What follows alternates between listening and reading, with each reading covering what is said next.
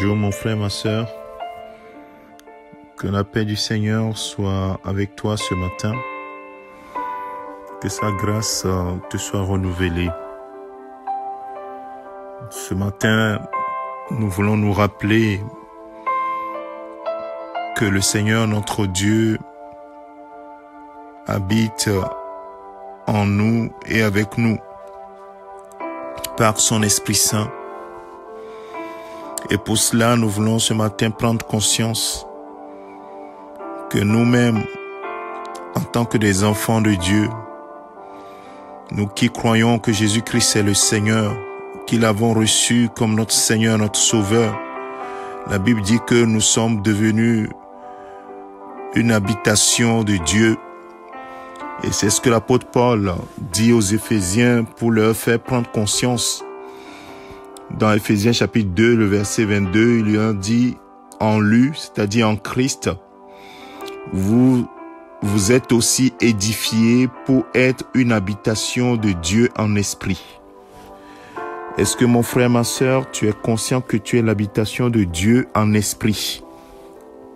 Si tu es l'habitation de Dieu, le Créateur, qui envoie son esprit pour que son esprit te conduise, est-ce que tu en es conscience? Est-ce que tu laisses son Esprit Saint te conduire? Ou bien tu as toujours pensé que tu t'appartiens à toi-même? La Bible continue de nous dire, puisque la Bible répond toujours à la Bible, pour la cohérence du message, l'apôtre Paul va dire dans une autre lettre aux Corinthiens, et plusieurs fois dans Corinthiens chapitre 3, Corinthiens chapitre 6, il va faire cette révélation extraordinaire que nous ne nous appartenons plus, que nous sommes le temple de Dieu. C'est une révélation troublante. Et ce matin, peut-être que tu peux être troublé par cette révélation, mais sache-le, tu dois le savoir. Si tu crois que Jésus est le Seigneur, tu dois le savoir.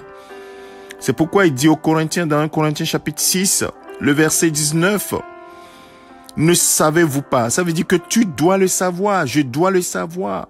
« Ne savez-vous pas que votre corps est le temple du Saint-Esprit qui est en vous, que vous avez reçu de Dieu et que vous ne vous appartenez point à vous-même ?» C'est une question. Ce matin, es-tu conscient que tu es l'habitation de Dieu en esprit? Alors quand tu marches, quand tu agis, quand tu fais tes choix, est-ce que tu sais que Dieu est en toi? Ou bien tu penses qu'il est au ciel et que toi tu peux tout faire et c'est quand tu vas pour lui confesser tes péchés, c'est en ce moment qu'il voit ce que tu fais ou bien qu'il écoute ce que tu fais? Les choix que tu fais, non. Vous comprenez que même nos pensées, avant même qu'elles ne sortent, sont connues du Père.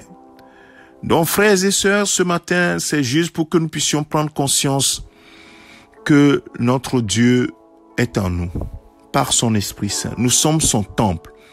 Et le temple doit être entretenu. On doit veiller à ce que le Saint-Esprit ait la liberté d'agir en nous et de manifester la gloire de Dieu. Et ceci, c'est par la foi.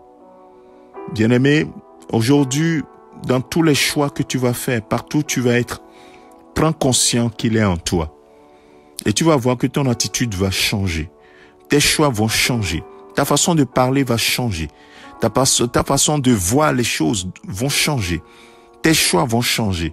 Parce que tu prends conscience qu'il est avec toi. Et imagine que tous les jours, tu prends conscience que Dieu est en toi par son Esprit Saint. Ta vie ne sera plus jamais la même.